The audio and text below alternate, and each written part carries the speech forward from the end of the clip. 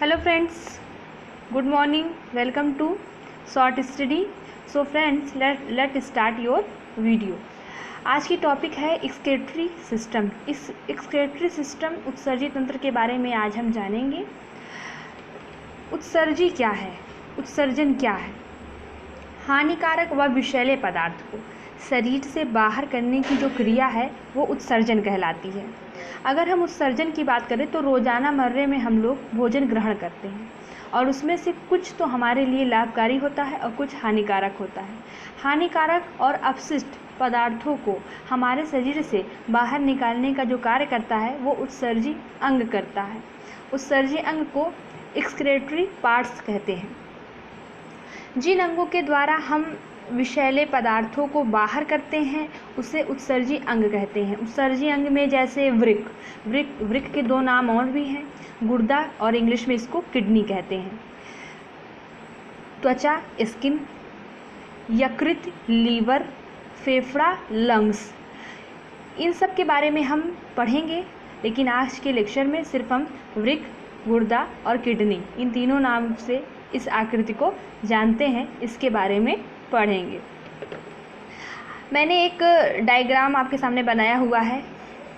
ये जो सेम के दाने के आकार का दिख रहा है इसको हम वृक्क, गुर्दा या किडनी के नाम से जानते हैं।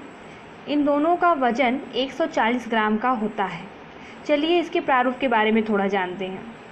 आपको दो पाइपें दिखाई दे रही होंगी। जो पहली पाइप है इसको धमनी बोलते हैं और एट्री बोलते हैं। जो सेकंड वाली पाइप है इसको शिरा बोलते हैं, वेन। इधर एक आकृति इस नुमा दिखाई दे रही है, इसे अधिवृक्क ग्रंथि बोलते हैं और ड्रेनल ग्लैंड्स बोलते हैं।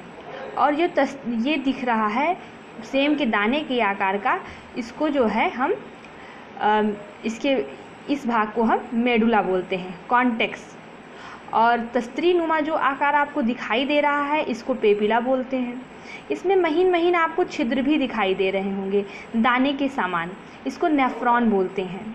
इसको नेफ्रॉन को वृक्क की इकाई कहते हैं।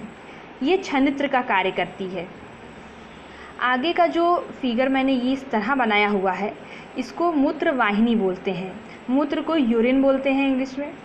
मूत्र वाहिनी यूरेटर इसको इंग्लिश में बोलते हैं।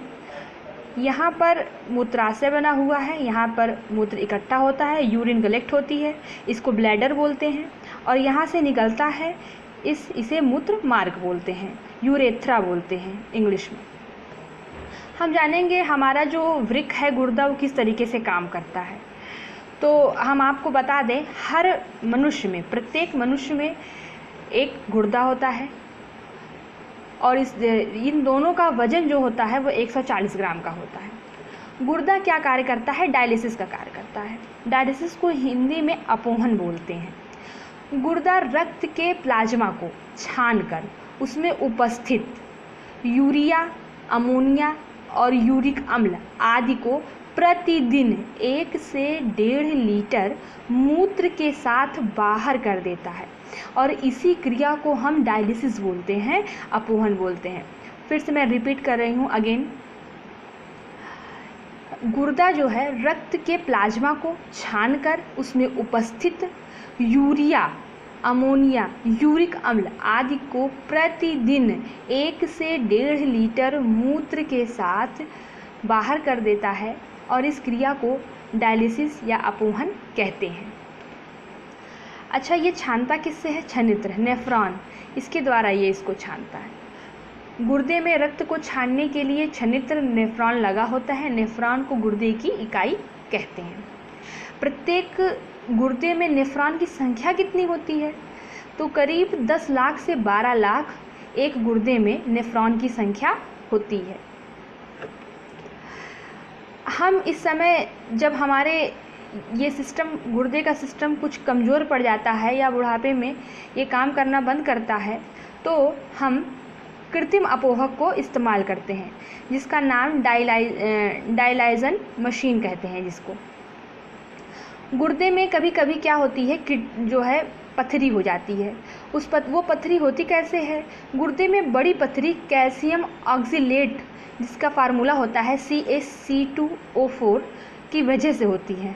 कैल्शियम ऑक्सीलेट के जमाव के कारण होती है। आपको यहाँ 3 नाम दिख रहे होंगे, अमोनोटेलिक, यूरियोटेलिक, यूरिकोटेलिक। होता क्या है कि हम जो उत्सर्जन करते हैं उत्सर्जी अंग के द्वारा, वो जो है वो हम करते हैं यूरियोटेलिक का, लेकिन हमारा जो उत्सर्जन होता है पूरे उसमें मानव जगत में, जैसे अमोनोटेलिक का जो उत्सर्जन करते हैं वो जलीय जंतु करते हैं, यूरियोटेलिक का जो उत्सर्जन करते हैं मानव, गाय, भैंस आदि, और यूरिकोटेलिक का जो उत्सर्जन करते हैं मरुस्थलीय जीव जैसे छिपकली, सांप, ऊँट, कीट, ये सब करते हैं। कुछ और क्वेश्चन इसके बारे में हम जानते हैं कि अगर हमें कैल्शियम ऑक्सीलेट का जमाव के कारण यहाँ पथरी हो जाती है तो हम उसको कैसे पता करेंगे। उसको हम सीटी स्कैन के द्वारा पता करते हैं। सीटी स्कैन का फुल नेम है कंप्यूटेड टोपोग्राफी स्कैन। अब और भी क्वेश्चन जानते हैं, जैसे कुछ इंटरेस्टिंग क्वेश्चन है, मूत्र का पीला रंग किसके द्वारा होता है? यूरोक्रोम के द्वारा। ताजे मूत्र में गंध किसके कारण होती है? यूरिन नॉडी के द्वारा होती है। शौचालय में मूत्र की गंध अमोनिया के द्वारा होती है। मूत्र का पीएच मान वेरी इंपॉर्टेंट है, तो 6 पॉइंट होती है। मूत्र में यूरिया की मात्रा कितनी होती है? तो मैं आपको बता दूं, 2 क्वेश्चन पूछे जाते हैं, एक तो मूत्र में यूरिया की मात्रा और एक रक्त में यूरिया की मात्रा। अगर मूत्र में यूरिया की मात्रा पूछता है तो 100 मिलीलीटर मूत्र में 2 mg 2 मिलीग्राम यूरिया पाया जाता है, और 100 मिलीलीटर रक्त में 30 मिलीग्राम यूरिया पाया जाता है। एक होता है हिमेटुरिया होता है, जो नेफ्रॉन में सूजन की वजह से होता है। उसमें क्या होता है, मूत्र में जलन होती है अक्सर, और मूत्र जब निकलता है तो उससे रक्त भी बाहर आता है। तो हिमेटुरिया की जो है एक बीमारी होती है, जिसमें जो है नेफ्रॉन में सूजन की वजह से होती है। एक यूरेमिया होता है, यूरेमिया अधिक मूत्र निकलने लगता है, और इसको इंग्लिश में डायबिटीज़ इंसिपिडस कहते हैं, डायबिटीज़ इंसिपिडस बोलते हैं।